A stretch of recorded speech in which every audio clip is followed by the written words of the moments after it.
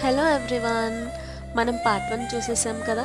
So ఇప్పుడు మన final output part 2 ఎలా వచ్చిందో చూసేద్దాం. Let's go.